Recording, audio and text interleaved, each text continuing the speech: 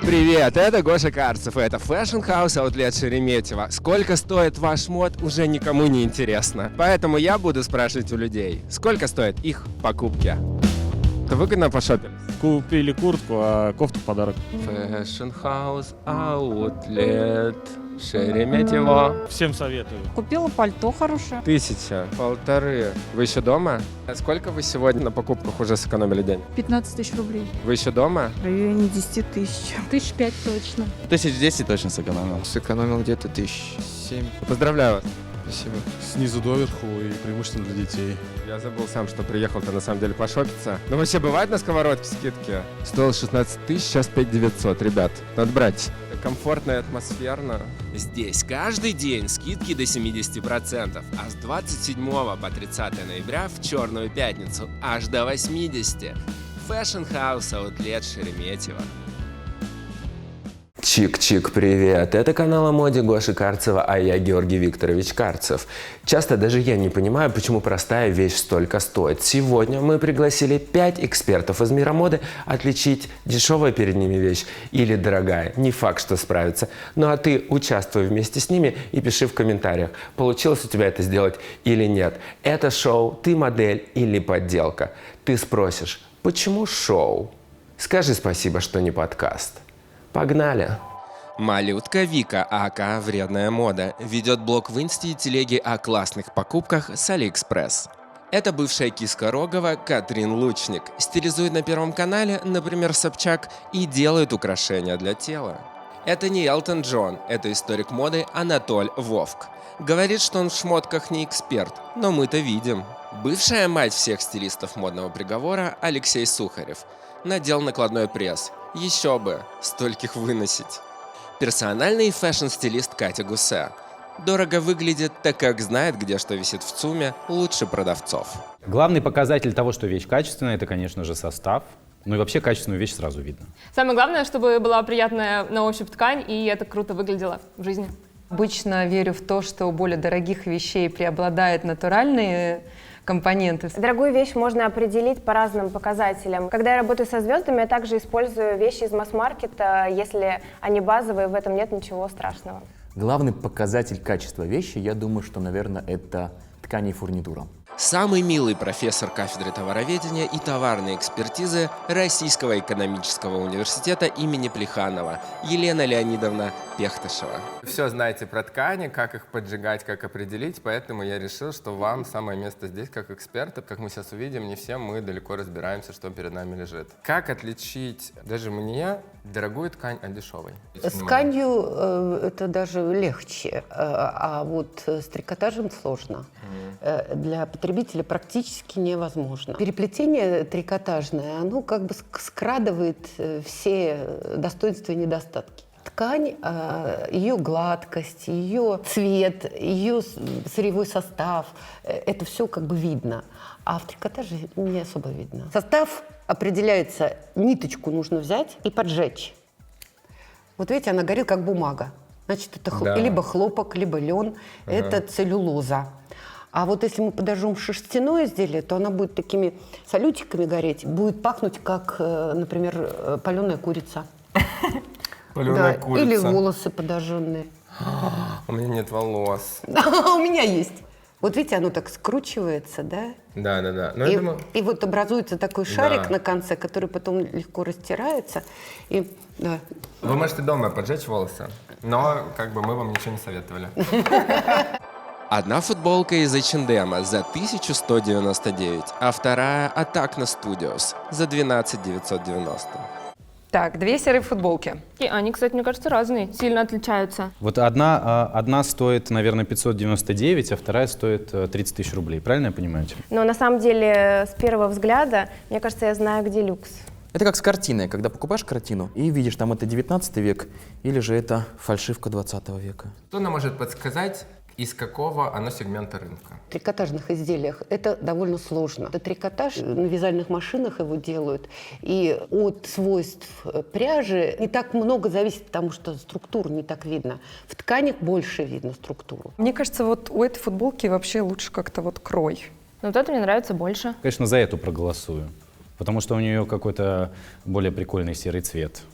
А здесь очень круто закрыты все внутренние швы. Смотрите, как они обработаны, оверлок, ну то есть все не придраться. Вот это очень грубая ткань, дешевая, мне кажется. Так, а где у нас составы? Я надеюсь, вы их не убрали? А, вы же заклеили составы. Поросята. Кать, ну мы не хотели.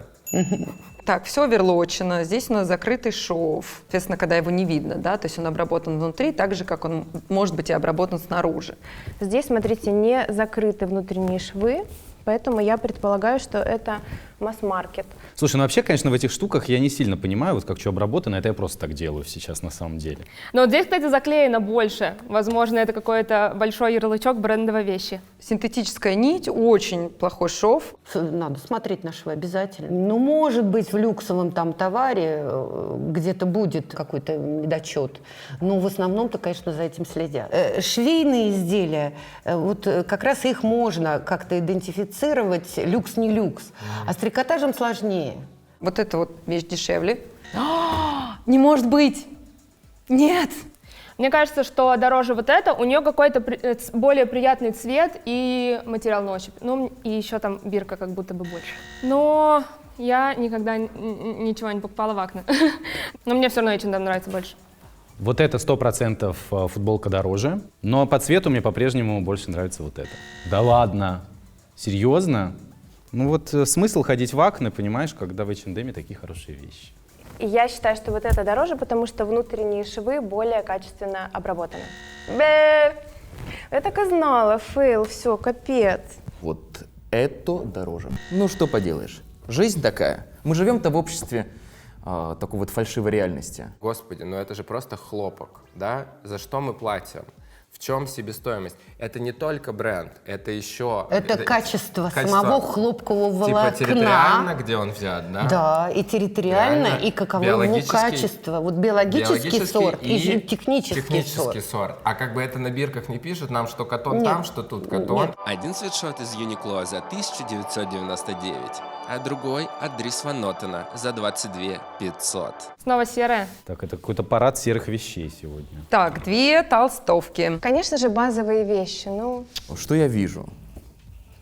Чего я только не вижу. В принципе, такой достаточно плотный джерси и в одном и во втором случае. Футер и это футер, но этот помягче. Вот тот, что более светлый. Сейчас я резинку буду проверять. Вот по опыту предыдущей вещи, конечно, вот эти серые трикотажные штуки, их фиг поймешь, где какая. Я просто смотрю реально на плотность ткани и просто себе примерно представляю, насколько она хорошо сидит. Ну, правда, мне уже стыдно второй раз облажаться, на пенсию, наверное, пора. Но вот даже не знаю, дальше смотреть не хочу. Сижу как бабка, значит, ковыряюсь, что подешевле, что подороже. Кажется, что вот это будет дороже. Ну, тут нет вопроса почему. Я же не технолог для того, чтобы говорить, а вот здесь то-то, то-то, не знаю. Ткань такая более тяжелая, плотная, скажем так, вызывает больше доверия, если так можно сказать. Да, на производство пошло больше волокна. Вес, можно сказать, да. качество. Любая ткань или трикотаж имеют поверхностную плотность. Сколько в граммах весит один на метр. Квадратный метр, да. И чем больше, тем дороже. В зависимости от назначения вещи, конечно. Ну, мы же не будем летнюю вещь делать там какую-то плотную, наоборот. Я юзаю Яндекс.Еду и Лавку и не понимаю, зачем ходить за продуктами. От слова совсем. В смысле? Походу они захватывают мир. Я проездом был в Риге, и там тоже все на Яндекс.Такси, прикинь. Всегда было интересно, как это сделано изнутри. Как устроена лавка, как хранятся продукты и вообще, как управляется такая махина. Это я к чему? Яндекс вместо ежегодной конференции Як сняли красивый и не скучный фильм о том, как это все у них устроено. Не скучно и, главное, честно, про фейлы и стремления. Там мой любимый пивоваров всех допрашивает. Вдохновило сильно, и ты посмотри. Ищи на YouTube Яндекса, а я убежал назад в шоу. Вот эта толстовка дороже. Yes! We are the champions. Мне кажется, вот это дороже, потому что у нее чуть поаккуратнее резинка, даже сильно аккуратнее, и материал приятнее, и какая-то отстрочка на спине. В общем, все аккуратнее в ней. Но я все равно купила эту. Но она мягче, она реально приятнее на ощупь, и у нее такая аккуратная резинка, а вот это как будто китаец в подворотне шил. Я считаю, что вот это серьезно. О, боже мой, как... Ну, нет, на самом деле это не мой провал, это провал Дрис Ван Нотена. Ну вот камон. Хочется верить, что по крою вот этой толстовки это люкс. Ура! Гоша говорит, чтобы я сказал, что вот это я считаю дороже. Ну а как я должен реагировать? Это же вещи. Это же вещи. Нужно реагировать на то, что стоит за ними. А вот эта дешевая, она становится в катышках. Катышки называются пилли. Пилли? Пилли. Это пилингуемость, да. Да, пилли. Вот поэтому тут в носке и в стирке Вот, видите, Гош, разница. вы говорите о том, какая пряжа. Да. И тут как бы... Если более гладкая пряжа, то не будет пилей. Голубая рубашка Reserved 1890. Голубая рубашка Ползелерия 16 тысяч. Какая скукота. Так, 2 голубые рубашки. Хлопковые, тонкие. Вот это и внутри отстрочка. Цветочки на подкладе. Боже, сколько лет я не носил рубашки. У вас некоторые даже нюхают, да? Откуда у китайских вещей запах такой специфический? Обработки у них, отделки. В сорочках может быть даже формальдегид. Это что такое? Формальдегид и другие какие-то отделочные или красители, то они токсичность могут придавать тканям. Токсичность. Вот при сертификации и у нас, и за рубежом определяют токсичность с помощью спермы быка. Да, да. Я не был сейчас готов к такому повороту событий. Да, нет. Что такое сперма? Сперма быка прям типа? Да. Да, Гош. Это что? А как это бывает? А? Как это бывает? Ой, ну что вы, она очень дорогая. Она продается для многих целей. Не только для определения токсичности, между прочим. Да, Елена Леонидовна. Да. Подождите, как это бывает? Ответьте мне на этот вопрос, главное. Вы хотите технологию добычи? Вот это Рассказать вам? машина или вручную? Вручную. А это как Закрепляют быка А как в называется определенных... профессия? Не знаю. Доильщик быка? Он много, интересно, там, сколько за раз он выдает по-разному. Вот не знаю, надо в интернете посмотреть. Ну, Мамочка когда моя. токсичность, это не только у нас, это везде так определяют. Так, И и если чё? берется вытяжка из ткани, ну, ее в дистиллированную воду в течение нескольких часов, там она лежит, и что? выделяются вещества, которые могут быть токсичными. Это Когда отделочные. сперма появляется. Потом смешивают со спермой, вводят в прибор, и на компьютере будут эти клеточки двигаться. Если они будут быстрее двигаться, или, например, по кругу, плохо. Медленнее тоже плохо. И прибор тебе говорит, сколько процентов вообще хорошо, а сколько плохо. А вот эта она такая потоньше, на мой вкус она поприятнее по ощущениям. Как будто красивая, это попроще. Но я уже не верю вам, и мне кажется, чем хуже, тем дороже. Вот эта рубашка красивая, приталенная. Внутренние швы обработаны специальной тканью. Давайте посмотрим на пуговки. Потом это же не ручной труд, когда там на человека шьют, и сразу видно качество. Пуговицы, повсюду перламутр сплошной. Ну, пуговицы не могут быть перламутр, это дорого. Это просто пластмасса. Мне кажется, это и там пластмасса. Конечно. Эта рубашка более дорогая. О, слава тебе, Господи! Я выбираю эту. Все-таки как рубашка, она сшита аккуратнее, а здесь прям реально торчат нитки. Ну, вот эта рубашка реально выглядит намного круче. Мне кажется, я проголосую вот за эту. Мне кажется, что вот эта рубашка дороже.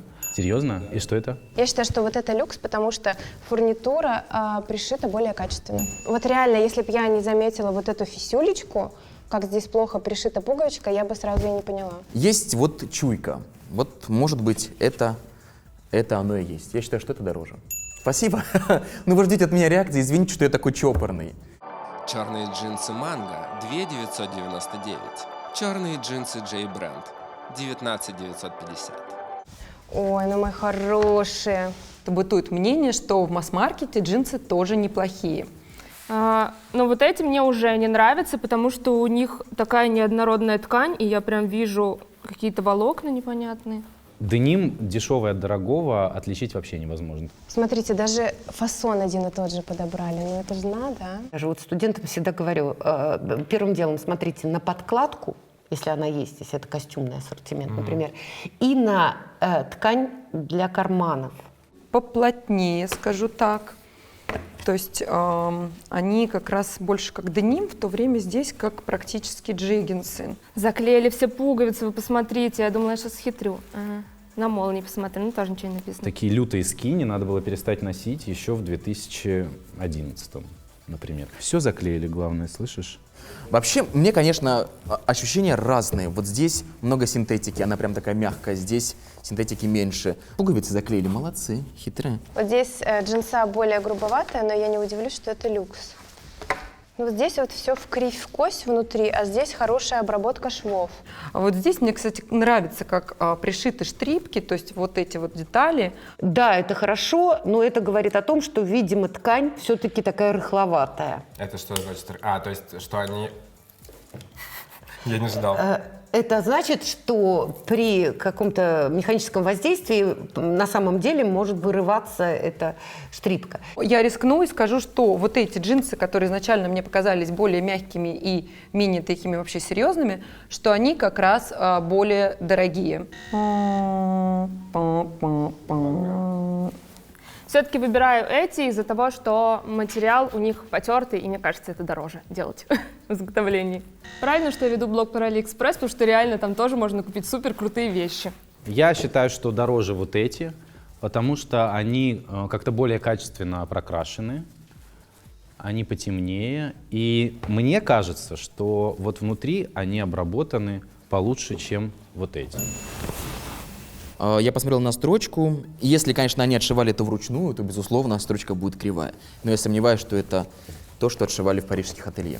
Я останавливаюсь на этом. Что мне нужно еще сказать? Скажите. Как стилист, который возвращает вещи со съемок, я могу сказать, что вот здесь этикеточку бумажную не срезали. Это значит, что вещь будет сдавать в магазин. А масс-маркет принимает вещи без этих бирочек бумажных. Поэтому, да, сучка знает, что вот это премиум или люкс. Ну и вообще, масс-маркет иногда садится гораздо круче, чем люкс. Что-то может быть в ткани денима дорогое. Ну, то есть, как бы, деним, он везде одинаковый, это не как в хлопке. Нет, понимаете, как? Он весь из средневолокнистого хлопка изготавливается, да, но в основном. Вот, типа, за что тут тогда цена? Ну, опять-таки, за счет плотности. В джинсах, конечно, больше марка имеет значение. Ну, это при этом, кстати, с точки зрения носки вообще ничего не говорит. Одни серьги из Larry Collection за 499, вторые из Poison Drop за 25 900. О, сережки. О, бисер, обожаю бисер. Где же я это видел? Боже мой, вспомнить бы. Это во что? Бисер. Бывает дорогой и дешевый. Сам вот по себе. Там, я вообще из чего бисер делают? Из стекла. Ну, по-любому тогда есть пластиковый, значит, есть бисер. пластиковый бисер. Есть стеклянный. Да. Ну все понятно. Я никогда не задумывался даже об этих вещах. Но есть бисер, есть, мне что, какая разница? Я же не мечу его. Ну, дорогой, конечно, из стекла. И мало того, его же можно еще сделать там с гранями. То есть вот эти элементы, которые здесь похожи, да, мелкие бусинки, они здесь плотнее уложены. А сами по себе они более интересные, они стеклянные. То есть в то время как здесь это все-таки, по моим ощущениям, пластик. Так, ну это может быть, конечно, подстава, потому что здесь он прям плотный и красивый, очень, очень хорошо сделана вот эта пара. А вот здесь прям все видно, и я вижу, что там такая золотистая основа. Нет, ну вот так, на самом деле, если смотреть, вот это выглядит прикольней, чем вот это. Ну, конечно, вот это выглядит эффектно. Здесь все так плотно, красиво. Это выглядит немножечко дешманской. Однако, как показывает практика, внешность обманчива. Как человек, который пытается производить украшения в России, и это действительно делается очень с большим трудом и сложно, я считаю, что вот это люкс, потому что качество очевидно. Ура! Очень интересно и очень красиво бликуют. Я голосую за них. Yes. Вот эти вот дороже, вам всем назло. Все, я больше с вами не играю. Но эти, правда красивые. Давай определим, что вот это дороже, чем это, потому что здесь бисер как-то поприкольнее выглядит. Да? Я выберу вот эту как самую дорогую. Тоже неплохо. Ну, слушайте, все имеют право на ошибку. Шанель сколько раз ошибалась, ничего. Супер игра. Это золотая радость из магазина Off Price за 129 рублей. Смогут ли наши эксперты угадать его стоимость? Так, ну что, дискотека. О боже, что это? Это моя сестра. Так, я вижу огромное количество золотых пайеток. О-ля-ля. Короче, Елена Леонидовна, Да. напоследок, как может вещь вообще стоить 150 рублей? Это же из чего она сделана? Гош, скажите мне, пожалуйста, вы знаете магазин «Смешные цены»? Ну, так это вот оттуда практически. Правильно. Их то ли 115 в Москве, может быть, с коронавирусом их стало меньше, я не знаю. А может и больше. Так там, пожалуйста, себе платье «Шанель» из полиэстера. Это синтетика голимая. Конечно. Все, конечно, в Китае можно там за Как это? 3 Как? доллара купить. Как? Ну, выглядит, честно говоря, оно, конечно, прямо скажем, дешево. Вот если честно, то выглядит как 2500. Говно, реально говно. Это масс-маркет. Я даже, я могу сказать, что я уверена, но я уже ни в чем не уверена. Боже, что за трэш. Ну, честно, можно же, да? Я считаю, что это сака, реально. Вот такие платья, девочки, не носите никогда, я вас умоляю. Это ужасно. В духе, знаете, такой вот советианы 60-х годов. Типа голь на выдумке хитра. Сложно, конечно. Много недочетов. Можно выглядеть чудовищно и в дорогом платье, а можно выглядеть богиней и в самом дешманском. Мне кажется, что это прямо вот масс-маркет 100%. Это знаешь, вот как с людьми бывает, иногда смотришь. Может быть, какой-нибудь Love Republic или что-то такое. Жесть. Но меня это очень сильно пугает, с одной стороны. С другой стороны, я понимаю, что у нас огромное количество людей, у которых нет возможности. Я даже обрадовался, что ты, в принципе, за 100 рублей это шикарное платье. И я понимаю, что если у тебя... А у нас есть люди, у которых зарплата 15 тысяч рублей. Да. И вот мне кажется, что если она хочет пойти куда-то, это шикарный вообще вариант. Окей, а пусть, скажем так, не меньше 20 тысяч ре. 150 рублей? Ну вот видите, ребята, первую-то часть я правильно сказал, что платье-то дешевое. Дешевка. Ну что поделаешь. Но хотя я думаю, что при удачном стечении обстоятельств я бы продал его за 20 тысяч рублей. Никому не нужно. 999 рублей. В смысле, такие цены есть? Бывает? Правда? Блин, ну я считаю, что за 150 рублей даже вы не должны покупать вот это дерьмо. У меня даже нет слов, чтобы описать. Сиять можно, но не обязательно вот таким дешевым способом. Ну, я бы сказала, что это масс-маркет. Бренд, я, честно говоря, даже не знаю, нигде не обращаю внимания на пайетки. Ну, скажем, Бершка. Я надеюсь, что Бершка не обидится на меня. 1999 рублей. Ну так я его еще и переоценила. Я просто знаю, что все пытаются нажиться на бедном потребителе. И вот такое готовы продавать даже намного дороже. Но я рада, что на самом деле оно стоит намного дешевле. Масс-маркет до 3000 рублей, 2500. На Алиэкспрессе все-таки? Нет, я бы сама не стала его носить и никому бы никогда не порекомендовала. Но оно и выглядит на 2500, как мы выяснили. Нет, не стала бы и никому бы не рекомендовала. Ну, может быть, давай 5. Серьезно? Это что, это фикс-прайс? Это офф-прайс? Это чудесный магазин, там тоже есть столько всякого крипа, но 150 рублей — это пока лучше.